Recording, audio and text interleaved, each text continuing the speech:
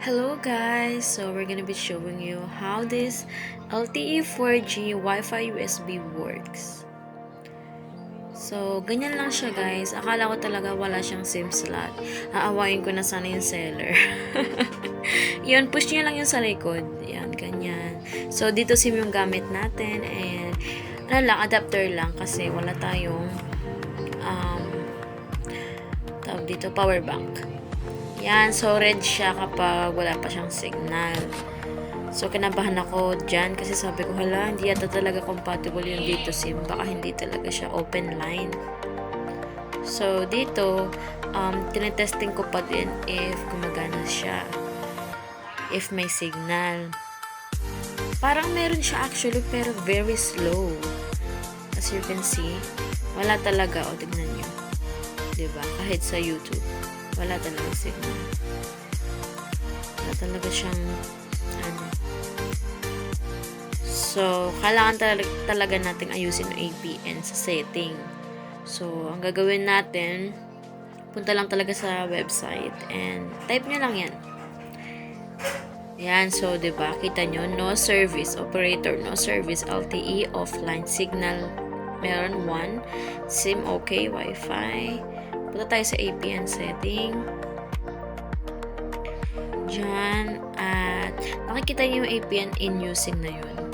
Or kahit yung sa APN name lang, yun, iset nyo dun yung SIM card na ginagamit nyo. Yan. So, after that, submit nyo sa baba. So, check ko lang ng saglit, ng very light. And then, submit nyo at i-refresh nyo yung web page. And then, mapapansin nyo, from no service to LTE, signal na siya. Yan, wait lang natin saglit. There you go. Pansin nyo guys, nawala na yung no service, LTE online na siya. Yep. So, taturn na natin siya niyan. Yan. Kita nyo guys, ang bilis, diba? Actually, yung speed niya, depende pa rin sa signal ng SIM card nyo sa area nyo.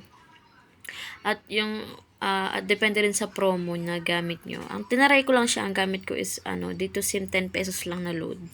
So mabilis na din kumpara nyo kapag SIM card lang na nasa cellphone nyo at mobile data, ganun. Mabilis na rin siya. Actually, nakapag video call ako after that. Sobrang tagal namin nag-video call at di naman daw as in naglalag. So, I think it's really good talaga.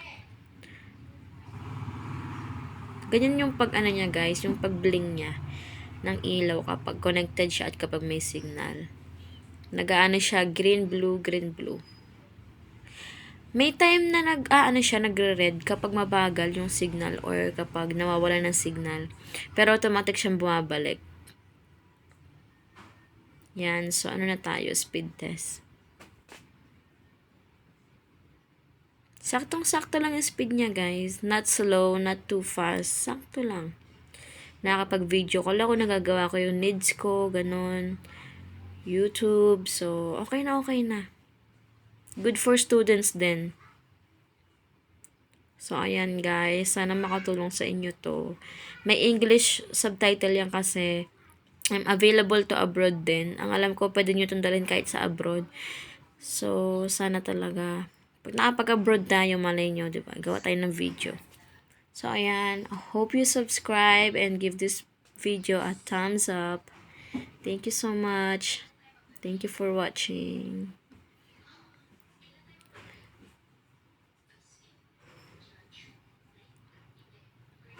So, yan. Kaya siya hanggang sa tawag dito. Napaaga yung pagbababay ko eh.